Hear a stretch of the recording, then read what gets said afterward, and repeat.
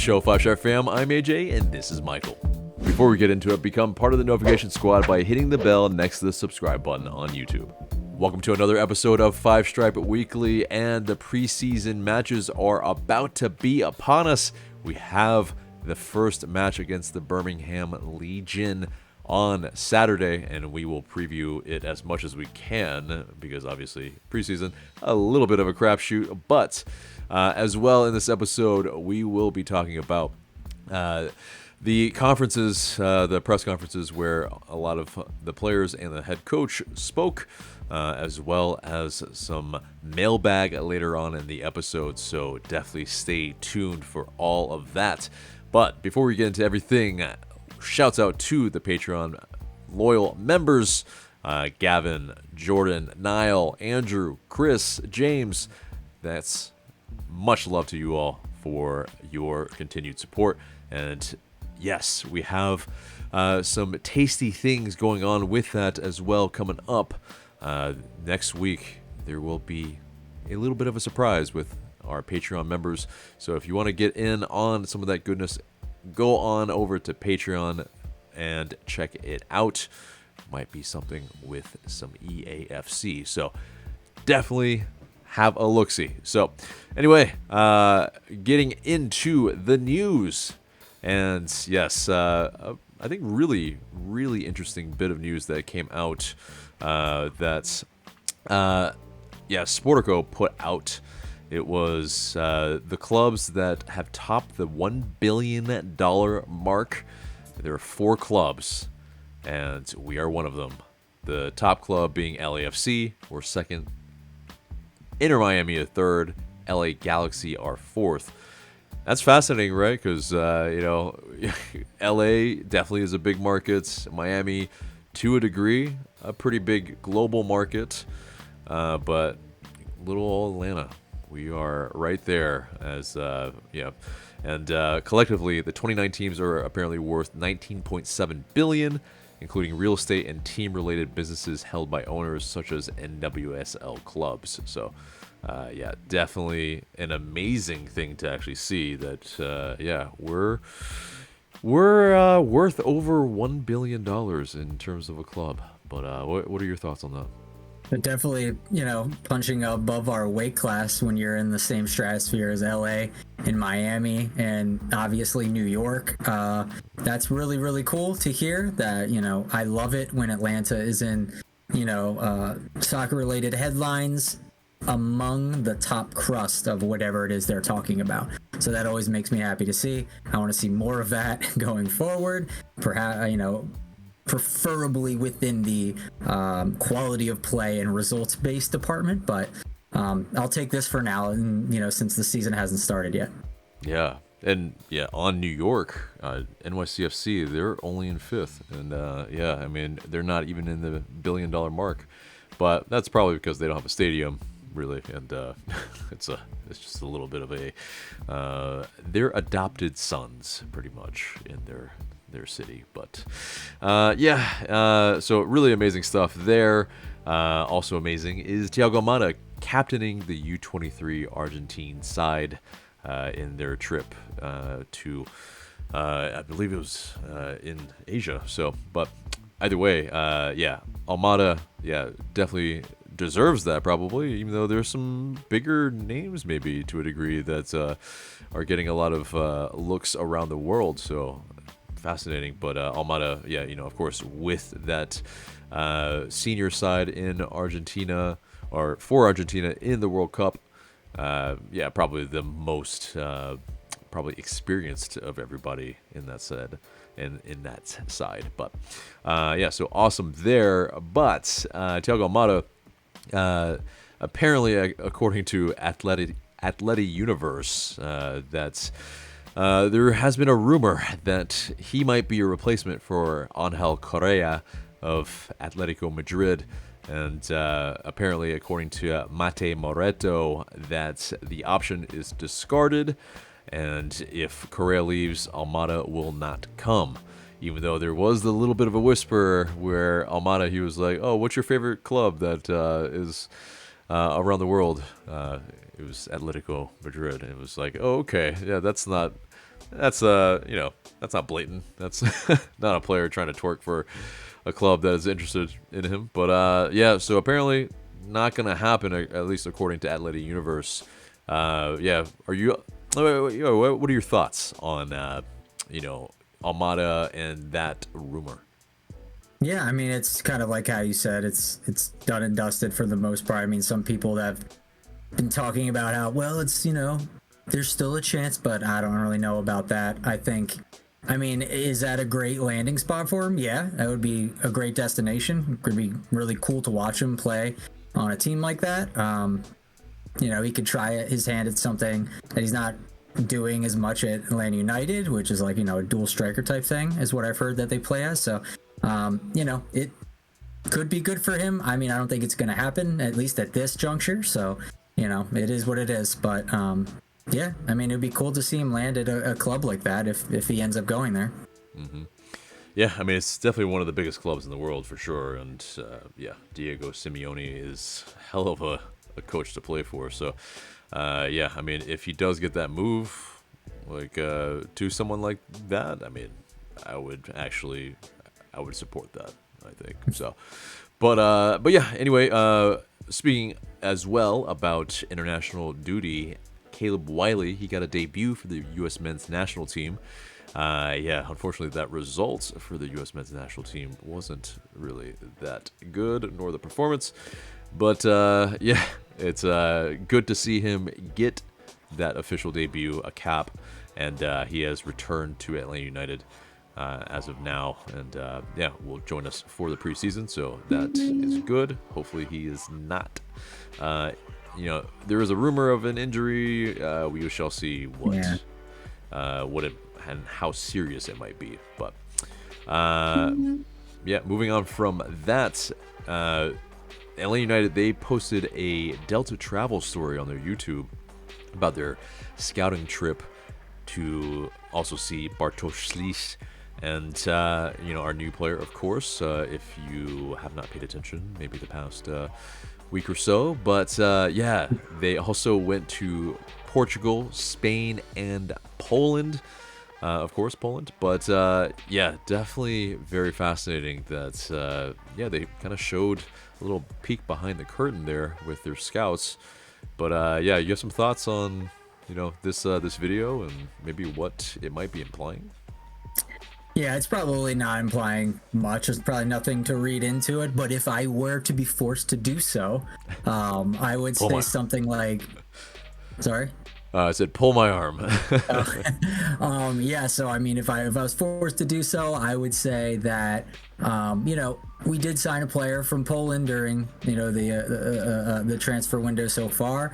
And if during their European escapades, they went to Poland, they went to Spain and Portugal, who's to say that they aren't looking at a player in those markets? It's interesting that, we've selected from, what is it now, the Turkish league, a Georgian from the Turkish league, a Polish guy from the Polish league, a bunch of dudes from the French second division.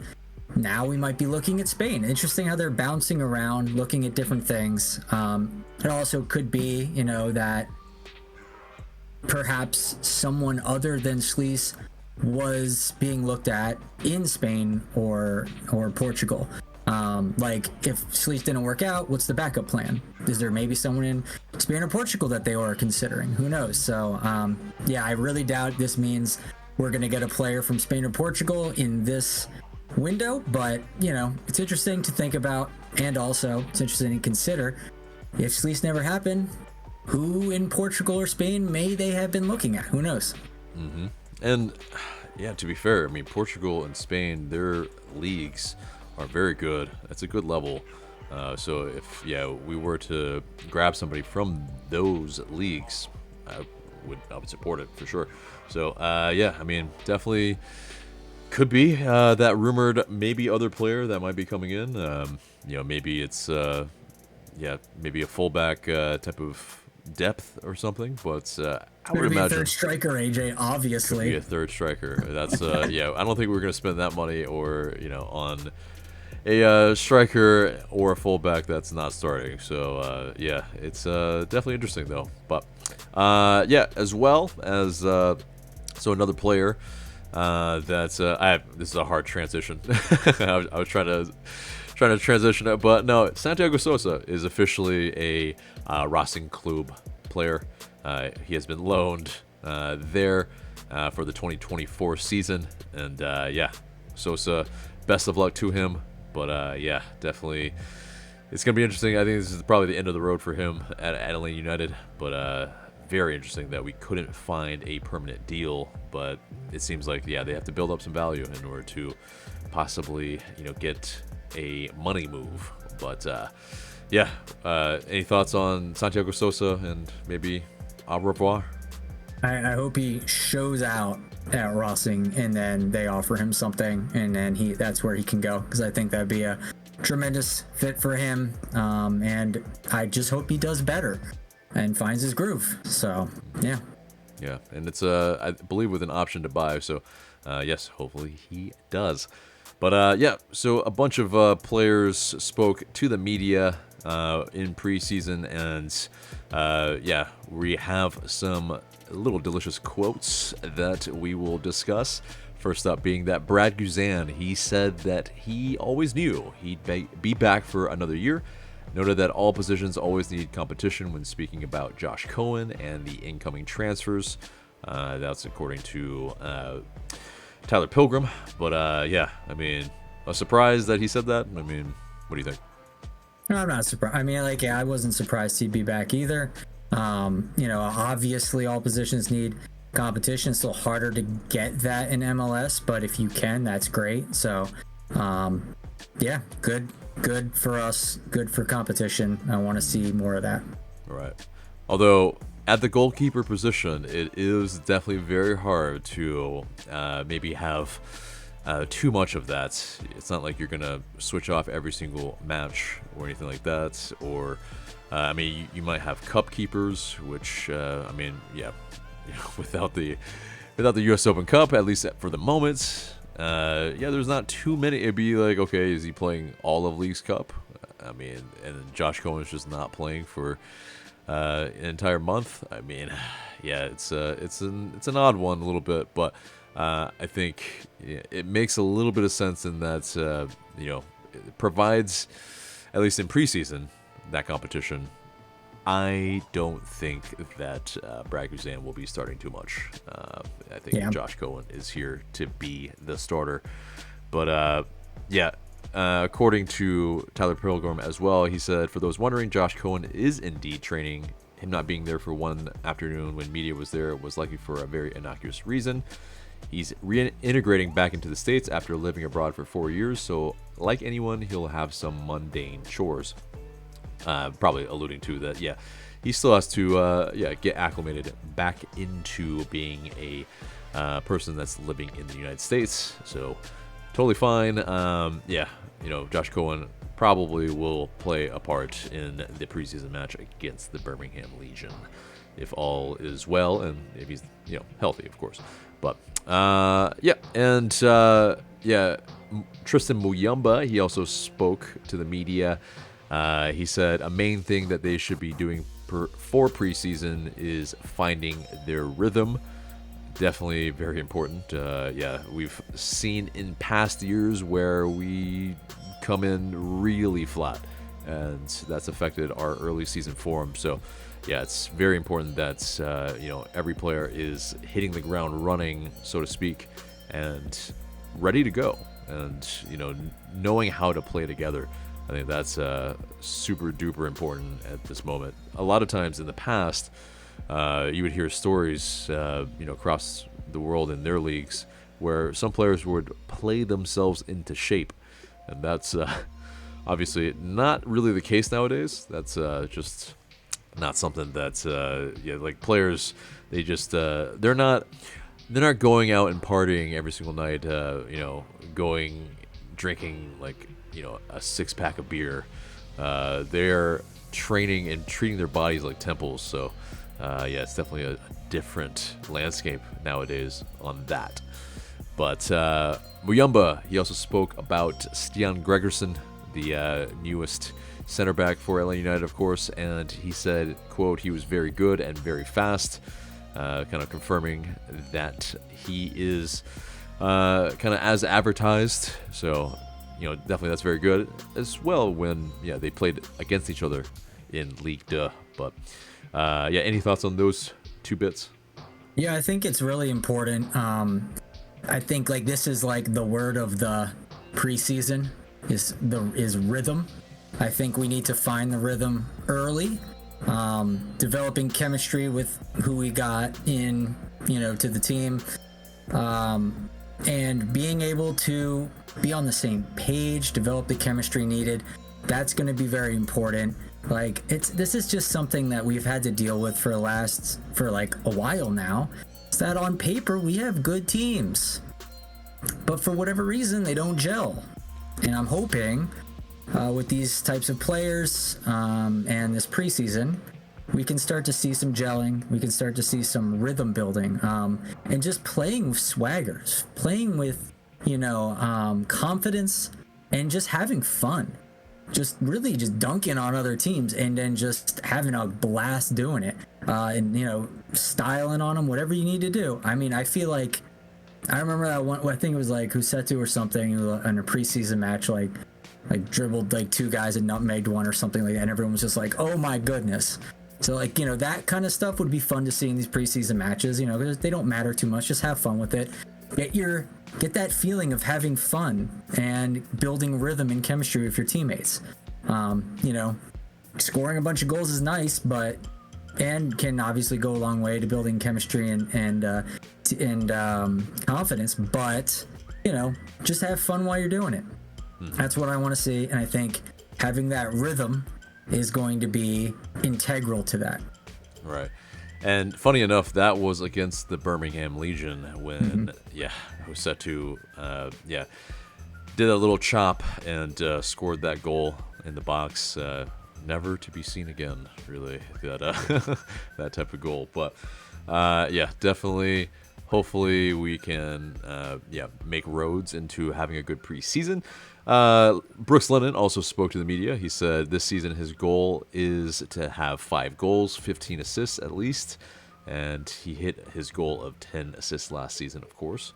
But he also said he had a very positive conversation, quote unquote, with Greg Berhalter about the U.S. men's national team for the January camp, and understood that most players in the camp were brought in with an eye toward building the team for the Paris Olympics. But he does want to make sure he's ready for the next opportunity. I mean, for someone that wasn't really part of the U.S. men's national team for the other go-arounds, and then not really part of this camp where he's testing out, I'm not really seeing a pathway in for Lennon into the U.S. men's national team. But what are your thoughts? Yeah, I mean, I think it's going to be tough for him to break in, but I'm biased. I'd like to see him break, and I'd like to see him do well. So that would be cool. A word or two on this United States men's national team camp, call it Camp Cupcake or whatever. Hercules Gomez is talking about how, they had an eye on making this for the Olympics, or getting them ready for the Olympics, but it's the United States men's national team. They he said that they're hiding behind the crest of the United States men's national team. This is not really the United States men's national team. There was 11 people debuting on this team for the first time. That's, you sell the tickets for a United States men's national team game, and you have Greg Berhalter coaching it, who's not even going to be the coach of the Olympic team. But so that's the way that they can get around to selling this as a United States men's national team game to people and to their broadcasting rights, right? They have contracts where they have to have a certain amount of games a year. I guess this is one of them. It just seems silly. They're hey, it's USMNT playing, but it's really not. It's kind of just our U23 getting ready for the Olympics under the guise of United States men's national team. So, it was a strange situation already. So if Brooks didn't play on it, it's no big deal, honestly. I mean, if he's not there for the U23s, that's, it is what it is. That's fine. But, I don't think you're going to use this as a yardstick to measure whether or not Lennon is going to be on the national team or not. Not yet, at least. I would wait to see with future games, future call-ups, future camps that are more serious, which actually have the European contingent there. So we'll see. Hopefully he gets call-up. Hopefully he does well. But right now, yeah, like you said, it's hard to see him making inroads. Yeah. And, it's one of those, like, Miles Robinson captained the side. There was a little bit of maybe fan conjecture that they were wondering when he posted, the photo of him with the captain's armband. I believe it was Shonda Silva that he was like, captain. And it's like big question marks and all that. But I think it was out of love, it seemed like a little bit. But fans were like, a little bit, as they do, reading into it a little bit and seeing like, oh, well, what's the deal? Is it, are they laughing at him for, they don't think he's a captain? But yeah, who knows? Who knows the real story? But it is definitely interesting to see that. They're still interacting with him. So I don't think it can be a good thing. All right, I don't think it could be a bad thing. It's definitely something that if they were shitting on him, I think they would do it privately. Like it would be. Yeah, they're not. They're definitely not. Everyone can just put that to bed. It's nothing like that. He's just poking him and stuff because. Could be like, oh, you're the captain of like the baby team, because that's kind of what this United States national team was. Yeah. Or it's captain like it's like oh you deserve captain, like just kind of like brotherly making fun of. I don't think it's really there's anything negative or any animosity or malice behind it. Right. So, moving on from that, Atlanta United head coach Gonzalo Pineda, he said the goals in training camp, no injuries, 1. 2, want the team to play with more consistency this year. 3, also want them to work on winning on the road. All the preseason games are on the road this year, and that's on purpose. That's very important because, yes, that's unfortunately been the stick that has beat Pineda. It's what it is. Like, we are woeful on the road. And, a lot of clubs are, but we are amongst the worst. And it's something that, yes, absolutely, I want to see him try to figure out. And with this ethos, with this mindset going in, I like it.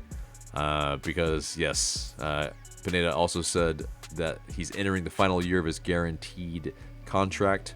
And it won't affect anything this year, apparently, though. He has standards and expectations for everyone. So, very fascinating there. And, yeah, Pineda also, he called Goregerson very physical, super fast, aggressive in the air, quote-unquote. The leadership he brings will be helpful. Bartosz said, quote, great player all around, plays very good with the ball, always demanding with the ball, end quote. Will help the team playing out of the back. That's according to Sydney Hunt. But all of that's in terms of what Pineda said. Do you have any thoughts on those?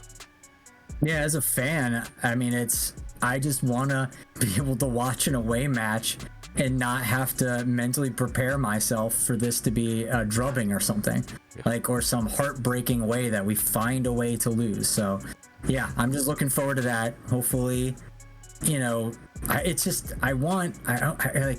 would be really cool if the team has this outward. I know it's not going to happen, but an outward mentality that they're like, we're going to go on the road and dominate.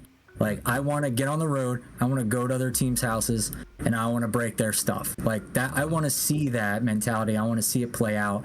I want teams to fear us when they have to play us. Like when Cincinnati came to the Benz. It's like Cincinnati had every right to think, yeah, we could go there and win, and they did.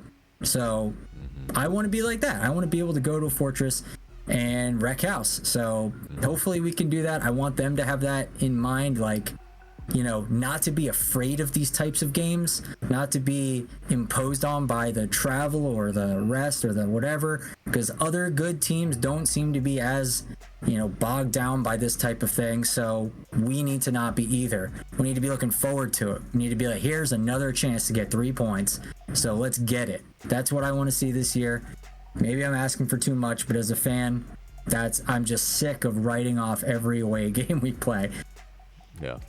Michael, the effervescent homewrecker, apparently. But but anyway, so love that though. I mean, I agree with the that mindset that we need to go and impose ourselves away, and it's about time we do it. But Pineda went on. He talked about not being involved currently in a succession plan for Thiago Almada. He said, quote, "That's more of a question for Carlos Bocanegra. And right now, Thiago's fully committed to LA United." He also apparently has had multiple conversations with Almada about a potential future sale. And he said, quote, "Whenever he will move to Europe, we will wish him the best." Yeah, and in terms of other players as well, stop me if you have some thoughts on that. But Gregerson, he was introduced, not yet allowed to play with the team. Schlich as well, he is not able to play yet. So we shall see in terms of their visas. That's kind of what will be kind of cleared, and then they'll be able to actually practice. But it remains to be seen. You have Bartosz Schlich introduced with his kit number, which is 6, not 99, where some people maybe were hoping. But there is a bit of that where a lot of fans, they were clamoring for that 99 number. It's pretty unique in football/soccer. It's not a number that too many people wore and wear, but he did wear it in the Polish league. Schlich, he did say that I think more people will watch MLS than the Polish league, and MLS in Europe. Yeah, and in Europe, and MLS is not going to be easy to play, but he thinks he'll be able to adapt. But any thoughts on Schlich? Just like on the number thing real quick, a lot of people are saying we should, what does it cost us to give him number 99? I mean, obviously it costs us nothing, but evidently there seems to be some roadblocks in the way that prevent us from doing that. I mean, what's his name? Bradley Wright Phillips at 99 in MLS, but maybe it's a club thing. We just don't do that. I don't know if it's like a academy or twos kind of regulation or something along those lines, but who knows? It's not like out of malice or anything. It's not like we're, Bartos asked for this and we said no. No, it's not. It's just, hands are tied because of some dumb red tape thing probably. So I wouldn't read too much into it. I mean, if we can make a big enough stink about it, and if it's that much means that much to him, maybe the club will throw him a bone. But at the end of the day, it's not a big deal. He'll move on. We'll all be fine. It's just a number. At the end of that. I mean, numbers are a little sacred, I think, for some players, especially if they're, they're very, I guess, near and dear, and like you have the Michael Jordans with the 23 and 45, and you have LeBron James with 23, 6. I mean, there's, a certain kind of Wayne Gretzky's number 99. Yeah, Wayne Gretzky number 99. It's there's certain like number 10 in football. It is a thing that people hold near and dear, but if the player doesn't care, I think it's not a big deal. And it's ultimately, like, if he did make a big stink about it, he could. He could. But moving on from that, we have a couple of possible sell-on fees. Ben Jacobs, he had an exclusive that Al-Shabaab and Newcastle United, they apparently reached a provisional agreement over Miguel Almiron. Almiron was apparently open to the move, and the deal is not done yet. Apparently, according to Sky Sports, that Almiron is not exactly keen on some aspects of the Saudi move, and his camp, they're a little bit on the fence right now. So it's not yet going to happen, but according to Tom Bogert, Atlanta United, we have a sell-on clause as part of the deal for Miguel Almiron to Newcastle, and it's believed to be around 20 to 25%, which is pretty big, and could get a payday on the back of a potential transfer. So, yeah, definitely very, very interesting. Yeah, I mean, Miggy no longer being at Newcastle, I think that maybe is sad days for some people that would no longer really watch the Prem. But yeah, how are you feeling about if Miggy goes to Saudi? Yeah, that would be sad for me. So it's like different levels to this. So the first level is personally me, the fan. Like, I have my Almiron jersey there. I went to see his game here with Newcastle against Chelsea at Mercedes-Benz. So yeah, that's a reason why. That's one of the major reason I care at all about Newcastle is because of him. The other one is slightly because Darren Eales, but 99 or 90% Miguel Almiron. So if he stops, yeah, I probably won't care as much about Newcastle. Him going to the next level is like the club level from a selfish point of view. I would say that, that would be a great, windfall for Atlanta United to get that money, that Saudi money, that oil money. That would be kind of nice to see coming into the coffers for Arthur Blank. Obviously doesn't need the extra money, but it's a sign that things are going well. So that's good. Good business. Happy to see that come in if it happens on that level. And then like on another level, and like a kind of I don't know what kind of level this is, but I just would prefer him not to go there, because it seems that some of the players who have made the move have been regretting it a bit, and there seems to be a bit of like, oh, we were told X, Y, and Z, we got here, things a little different. Maybe we'll just get the bag and leave. If that's what he ends up doing, then I can't fault him for it. You get set for life and then come back and play in Premier or something like that. It's definitely an option, I would imagine.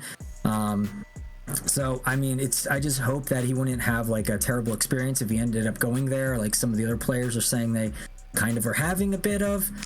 Yeah. So it seems a little like risky for the money.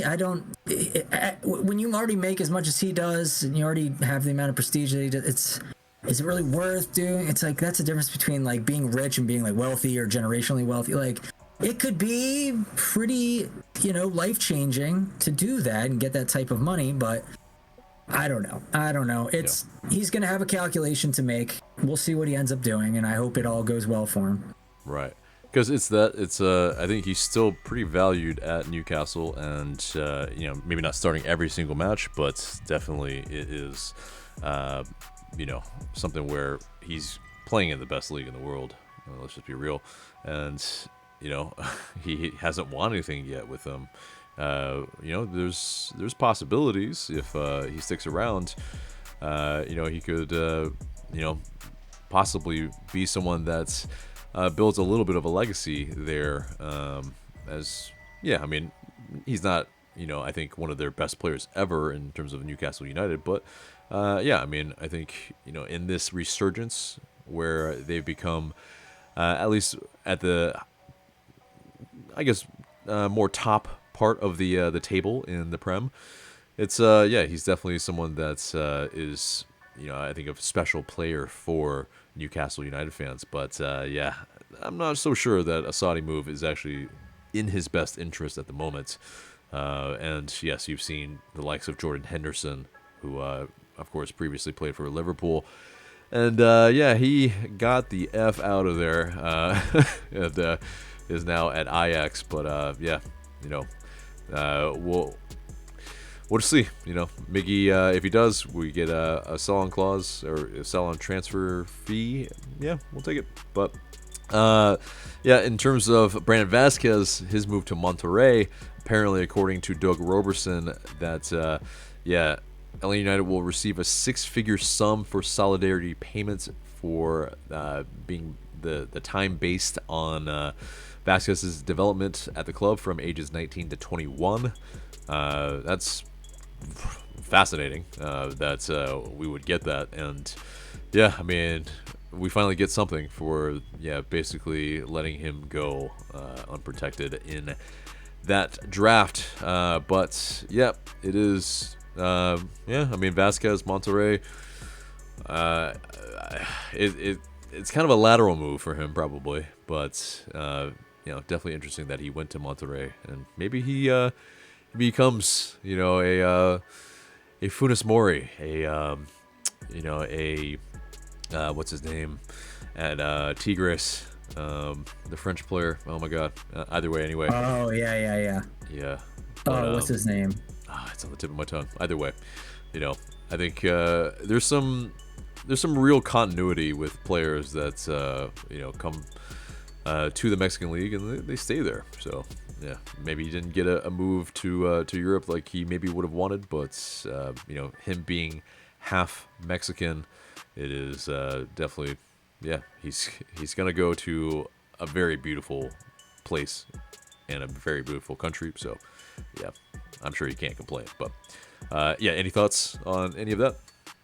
Yeah, I mean, I was thinking of, I hung up for a second on when he said it's a bit of a lateral move, and now I think so, because I think you could say the top teams in MLS are rivaling the top teams of Mexico, which hasn't been the case for most of our history, but times have changed luckily, and we are now kind of on the same pedestal. And when you say that, Monterrey being a lateral move from Cincinnati, it sounds insane. Doesn't it, right? I mean, I agree that Monterrey, like one of the biggest clubs in North America. I mean, let's due respect for sure. They just played a friendly with River Plate, so I mean, they're very highly respected and in a brand that's known, in the northwestern hemisphere of the this continent, like almost no other team besides maybe Club America. So, Club America's probably number one. Don't want to cast any shade against any of the Mexican fans watching, but it's that brand is massive, and it's going to be an interesting move for him. I'm excited to see what he does there. I hope he doesn't do well against us if he plays us. But it's playing in Mexico. It's a different beast. You have a lot more pressure, a lot more people watching you, not just watching to enjoy, but watching to see you possibly make a mistake and then take the pitchforks out and be like, get this guy out of here or whatever. This guy's trash. It can be really, really difficult. So hopefully Brandon, and I think he is, a person who pressure can make a diamond out of him, and then he can use this to go to a club maybe in Europe or something, if that's his destination, if that's where he wants to ultimately end up being. So it'd be interesting to see. I think, yes, it's a lateral move, but strategically it's an interesting move, and it's a prestigious move. Columbus is good, but I just don't feel like it's there's no prestige with Columbus in my mind. They're creating it, it's FC coming, Cincy, but yeah. Oh, sorry, Cincinnati, Columbus too, but Cincinnati for sure. So it's just these Ohio teams are all the same. Monterrey's just a more prestigious name, and I'm glad he's going to, in my mind, a higher team. So we'll see. Yeah, I think in that to really talk about maybe the lateral part of it is that I think MLS and Liga MX we're fairly neck and neck now. I think in terms of some optics, and I think it would have been a lot more of a high profile move in some respects if he hadn't moved to Europe. But him moving to a Mexican side, it's yes, the Mexican fans and Spanish speaking fans that pay attention to Liga MX will be very interested. But I think in the large scheme of the world game, I mean, I just don't feel like it's as big of a move in that respect. And so if he had moved to a Bundesliga side or something, or a Ligue 1 side, I think it would have been very different. But moving on from that as well, another former striker, Jackson Conway, he has joined Charleston Battery and in the USL. So best of luck to him. That homegrown of ours, of course, but just didn't unfortunately pan out. Good guy. Just didn't seem like he was able to develop the other aspects of his game that we'd like him to. But definitely wish him the best there. LAI2 have signed Javier Armas through the 2024 with an option for 2025. That's 2 of 3. Jaden Hibbert also was signed for the 2s. And Casper Moles remains unsigned. But the 2s have announced their preseason schedule. There's a match pretty much every 6 or 7 days. They will be playing in Marietta and Huntsville. But definitely they will be getting their training and regimen on. But LA United's preseason, of course, we have come to the semi-preview, I guess, part of the episode where Birmingham Legion, we will be playing them on the 27th at 3 p.m. It will be live streamed, so that will be at least good to be able to do that. But in terms of a predicted lineup, I mean, there's just too many question marks to really predict too much. But I think more than anything, I would just hope that there's no injuries. Everybody gets their fitness. It's really this is what this is. It's just a fitness exercise, and just making sure that basically anything that happens is not really that important. It's really just are they looking like somewhat cohesive, and can they handle being on the road? I think that's those are the most important caveats. But what are you thinking and predicting for this first preseason match of 2024? Like Tristan says, it's all about building the rhythm. So hopefully we can do that. That's to me, that's going to be the most important thing, and that they're having fun, and I think that kind of goes hand in hand with that. Just watching them play fluidly and rhythmic would be exciting. If they miss their chances, but they're creating some really tantalizing plays, that will be exciting to watch. That'll be fun to watch. Hopefully they can sharpen it and then start scoring goals in the league. So we'll see if that's what we're gonna get this weekend, because it's coming up. But like you said, we're gonna try and avoid injuries. I don't know if at this point we could, but I think we can. You could if something cataclysmic happens, we could put a guy on a season-ending with a season-ending injury list, and then go out and find a new replacement in enough time, hopefully. So that's something that could happen, but we definitely don't want to end up I know I don't want to put that out there, but some people get concerned about these things. They get really worried, and I think that this is a way to at least maybe assuage some of that worry, but because you don't want to end up like Miami. That happened recently with one of their players, Farias, who went down and has an ACL. So that's a season-ending injury. So that's going to be rough for them, because they were looking to use him a lot, considering their big four are going to be in and out of the starting lineups quite a bit this season. So, so you don't want to have any injuries. I don't think we're going to have to worry about it too much, hopefully, because we're not playing a national team. So that's one thing, I guess. Hopefully no injuries, and hopefully we see some rhythm. Which you were showing some dance moves over there. Okay, all right. Well, it's a little salsa in your blood. It seems like that's. You see how white I am? You did some salsa moves, man. I don't know. I'm starting to believe, but. But anyway, so the next one after that will be the 3rd in Athens against Memphis at 9:01. But at least for this one, it will be fascinating what kind of lineup we roll out. But I don't think again the scoreline will really be that important. I mean, we've had some big scorelines in the past. We've had some really terrible score lines where we play some Mexican sides, and it's we look like mugs. But thankfully, it's really not that big of a deal ultimately. I will add one more thing about the preseason. It seems like, given everything we've already said, they're focused on more of these other types of things, building rhythm, etc., and chemistry. But something Tristan said kind of stuck out, and I think that in the playing away, that whole sentiment. This is building something in my mind about like the team wanting to start hot.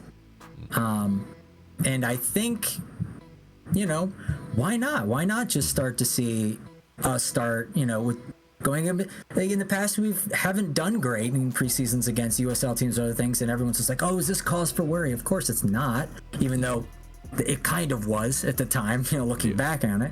But like, still, the general rule is you don't have to seriously consider, preseason results.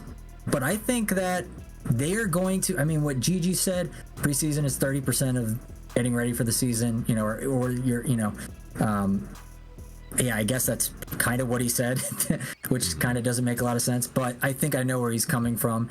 And some comments from Tristan, the way Pineda talks about it a little bit, it just seems to me that they're trying to be a little bit more, like cutthroat in the preseason. I wouldn't be surprised if we go out there and kind of dominate. That wouldn't surprise me. I don't love know that, if that's the case, but it obviously, again, like, you don't take the results as indications of really anything. But I'm just saying, I wouldn't hate it, obviously, and I just say I wouldn't be surprised based on some of these comments. They want to come out hot. Yeah. And I think that's very important as well, yes, for sure, is that, I think the level of play that we need to at least have, is important for the start of the season. Though MLS is very forgiving. It's not like other leagues where you can, like, if you don't really play too well the first maybe a few games, it might really set you back a little bit if you're trying to be in the kind of title hunt, because those leagues, it really matters with every point that you get. This league, definitely a little bit more different. The postseason is definitely something that's has more importance to a degree sometimes. So it's tough, but yep. So that wraps up the news, and it gets us into the mailbag. And you guys send in these questions through IG story. Please continue to do so, and we might answer your question in the future. But first question comes from K_C_T_photography. Yes. It's a flurry of questions. But who do you think will make the biggest impact in regards to our newest signings? That's a good question. Yeah. I don't know who's going to, but here's who I want to. I want Sleece to be a revelation in midfield with Tristan. Because, like we've been talking about for the longest time, that's been a big issue for us, is making our midfield an elite midfield. And I would like to see him be able to do that. That would be amazing.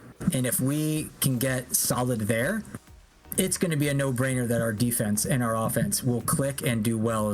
They'll have the freedom to do and play how they want, and that will be exciting to see if we could open it up for them like that, instead of like our offense having to run all the way back for defensive duties all the time, and our defense constantly like being in shambles. So like solidifying that midfield, if he can make that type of impact, that could go a heck of a long way. So that's who I want to be making the most impact this time. But if someone else does and we do equally as fine, then I'm okay with that as well.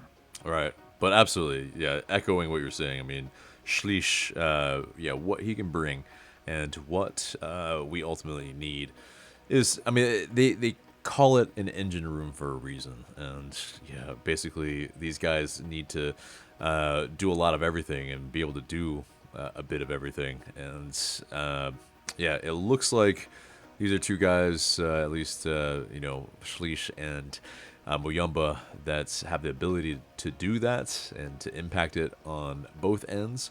So, yeah, hopefully this really transforms the midfield. We probably need to fill out the midfield a little bit more in terms of other signings. I think we're still a little light, but yeah, hopefully some signings do happen before January ends, or the transfer window ends. Yeah, next question comes from PattyIce_14.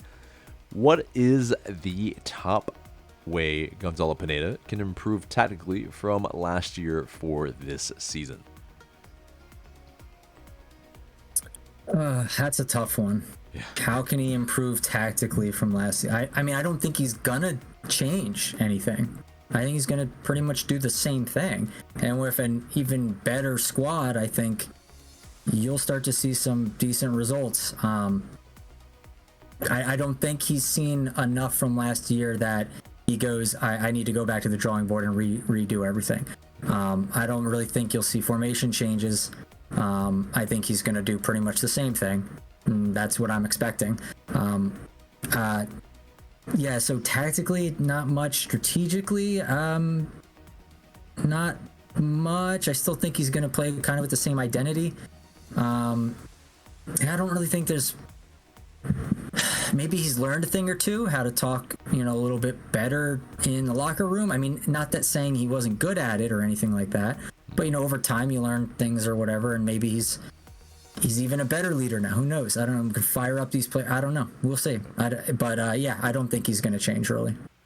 Yeah, I mean, I guess the question, he's saying can improve tactically from last year. I mean, I think Gonzalo Pineda said it himself. Like, he can absolutely try to figure out how to play better on the road. That will improve dramatically, I think, our results for the entire year. I think, with that, those are lost points right there that, we can gain. Because we did pretty well at home. It's just a matter of, I think getting more consistency from the players and, it being less where it's like, okay, we're just completely anemic. Where we just punt any sort of being able to play well on the road. And, I mean, a little bit of that comes with depth, as it's in all the ways that it's a forgiving league. This is an unforgiving league on the road for many of the clubs. So, I mean, it's just to like follow up with that. I mean, if I would love if Gonzalo decided, hey, on some of our more difficult away matches, or if we know we're kind of beaten up, at the end of like a road string of road matches or something, like we'll play like heavy defense and sit back and counterattack or something like that exclusively or something, park the bus. Like, I mean, I wouldn't hate it. Some people would, get up in arms about it, but I just don't think it's going to happen. I just think he's going to continue to do what he's done last year when you play away, and he just hopes that, the team solidifies better chemistry, more quality in the midfield, more solid defensively, and then we continue to put 2-3 goals past the other team, and then they can't really do much against us, and we kind of smother them. I mean, kind of talking about like what I said earlier, like we go into someone else's house and we break their stuff. Like that would be how you do that. You don't do that by sitting back necessarily. I mean, you can frustrate and annoy a team winning 1-0 away, but I don't think Gonzalo wants to do that. I think he wants to play every game like he's at home. And, whether that means the players can adapt to a different strategy and play different, defensively or something, I think they can, but for whatever reason, they're not. So, I just tactically, strategically, I don't think there's going to be any difference. Can he do something different? Of course. Is he going to? I don't think so. I mean, I would hope, that we find other ways to score goals. Maybe not just from open play as well. Maybe from set pieces, maybe from the corners, the routines, maybe a little bit more intricate. Incorporating long throws, incorporating other aspects where we can get that advantage, because every little percentage helps us get better. And, if he's learning some things maybe from teams that he's played against, yeah, I mean, if you can glean something from Wilfred Nancy, yes, please do, and I think there's a bunch of things that he can improve. Will he improve? That's the other question. But yeah, I mean, I don't know if it is much use talking about what he can do, because it's what he will do. So, and I don't see any evidence that there's any reason for him to change. So, I mean, in his mind, I mean, we could argue about whether or not he should, but I just don't see it. I don't see him changing. Yeah. Well, next question comes from Terminus United 83. Do we bring in another player before the season starts? Yeah, they said they're going to. I'd imagine it's probably going to just be an inter-MLS transfer. I don't think it's going to make super big headlines or a big splash or anything like that. But hey, maybe it's a special guy from Spain or Lisbon. Like, no. Yeah, maybe it is. But no, I mean, our backup striker is from Europe as well. So there is that. Of course, he's from Africa in terms of the country that he's from. But yeah, in terms of which league he came from. I know a backup Spanish striker we had at one point. Oh. I'm not gonna mention his name though. He's gone, luckily. Yeah. But I think midfielder, fullback still needs to be filled out in terms of depth. So I think there are some multiple players I think that will still be coming in. But big name, probably not. But next question comes from Mercado Darwin. Do you guys think that we will have a very competitive team this year? We'll have a preseason, or I guess before the season preview, and we'll go over a lot of this. But Michael, just a big overview type of thought on it. Do you think so? Yeah, absolutely, 100%. If this team isn't competitive, I don't know anything anymore. Obviously, granted, there's no injuries or nothing, cataclysmic happens, but on paper and the way that this team played at the end of last season, this is a team that can compete, definitely competitive. Are they going to be the best in the team? I don't know, and I would doubt it just because the numbers would say Messi's in this league right now. And he's got friends from Barcelona. And he's got Tata as his head coach. I don't know if we're like that, but we're definitely competitive. And Tristan said, hey, we know we can beat any team on any day at the Mercedes-Benz Stadium, and that that's confident and that's good going forward. So I think that they believe it, and I think that they can. I think we've seen it when we can humble Columbus at home. I mean, that's really, really good. That was the best team that won the cup. And they beat Cincinnati, the best team overall.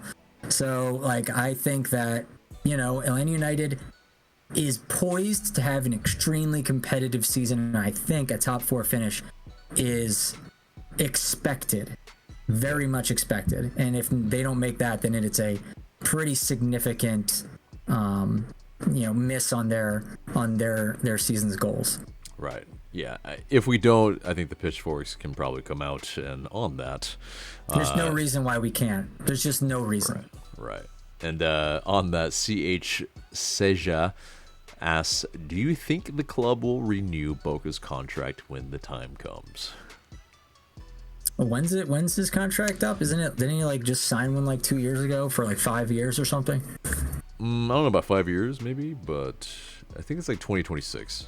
I needed to recheck that, but well, it's still a little ways off. I mean, a lot can happen in 2 years, so we'll circle back to that one later.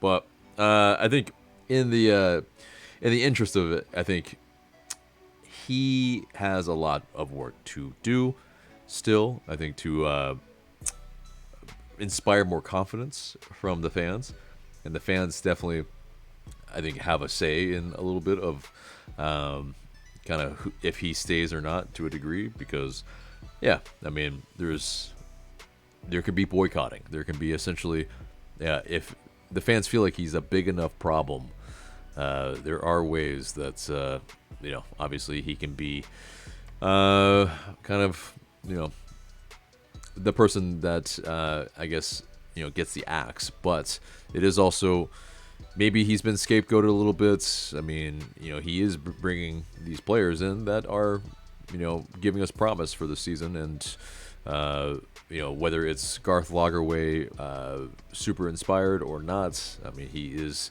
part of the front office in making it happen. Yes, he has had some transgressions.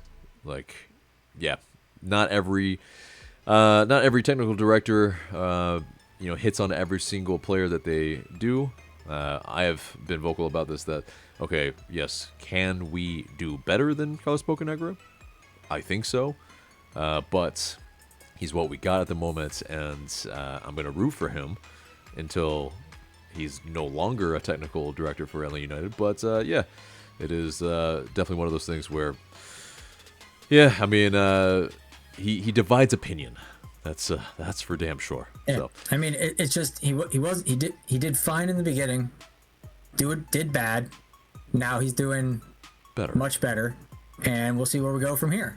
Yeah. If he can make that bad period that he had like a footnote, something we kind of forget about over time, then yeah, sure. Then let's just keep going. Let's just keep winning and keep doing good, and he can find us some talent and keep it, keep things churning along as they should be. Right. Okay. Next question comes from Hayden3159, and he asks, favorite fullback to wear the jersey. It's a tough call. There's a lot of fullbacks in the years. I would say Caleb Wiley. He's just so much fun. His young energy. I say this a lot too, just talking about how he just bullies people off the ball. He doesn't care who you are. Yeah. He's like a pseudo energy leader for the team, just imposing himself, and he never dies, never quits, never falls over, puts his head down, slumps shoulders. He's always running, always gunning for the next opportunity. And I respect the hell out of that. He truly loves the club and truly puts it all out there, and I'm happy to have him here as long as he wants. Left back, that's my left back. So I love it. Recency bias maybe, but hey, I love it. It's this. We've had some really good fullbacks over the years, at least in MLS, and Greg Garza, of course, the late Anton Walks, rest in peace, and I mean, I think my favorite is because he scored in the MLS Cup final, Franco Escobar, and that celebration, I was just so stoked when he did that. And it's just, for sure, he's been a fiery character. He's been a serial winner everywhere he's gone. And I think it's yellow cards aside, he offered a lot of flexibility for us as a right wing back, as a center back at times, and then, of course, as a fullback that, I mean, he was able to do a lot of the things that we needed from a player in that position, and offer so many other things too. So yeah, definitely I think Franco Escobar if I couldn't choose Caleb Wiley. So yeah, but yeah, last question, and it's a semi-fun one. So 3F_Porch, if there's anyone you can bring back, who would it be? And we're gonna say not Miguel Almiron. Because that's the obvious answer for sure. Yeah. Darlington Nagbe, hands down. Yeah, yep. It's the one that got away for sure. Darlington Nagbe. I mean, hard to beat that answer, really. I mean, if we could bring back a prime Joseph Martinez, yeah. But it's we got the tail end of Joseph Martinez as well, unfortunately. So yeah, I mean, some honorary mentions are like Chicho Villalba. I mean, he's still doing really well today. So if he came back, it wouldn't be the worst thing in the world. Like Julian Gressel's still putting up great numbers. If he came back, it wouldn't be the worst thing in the world. Like even Franco Escobar we were just talking about, he's still doing well. Serial winner. Like wouldn't be the worst thing if he came back as well. There's a lot of these players that are alumni that have gone on and are continuing to win. If they came back, I wouldn't be opposed to it. Like I've said in the past, I would almost take the 2018 winning team like at its prime, like over almost any other, like I would replace any of our current roster since like 2020 and onward with anyone from that 2018 team and be like whole cloth much better, significant upgrade. So I would, at that point, if any of these guys want to come back, not saying that they are better than what we have currently, because we still have to vet a lot of these guys and see how well they do. But I mean, you already know what you're getting with those guys. They're championship caliber players, and they still are showing that to be the case now. So I, again, wouldn't be opposed to having any number of them back from the 2018 team.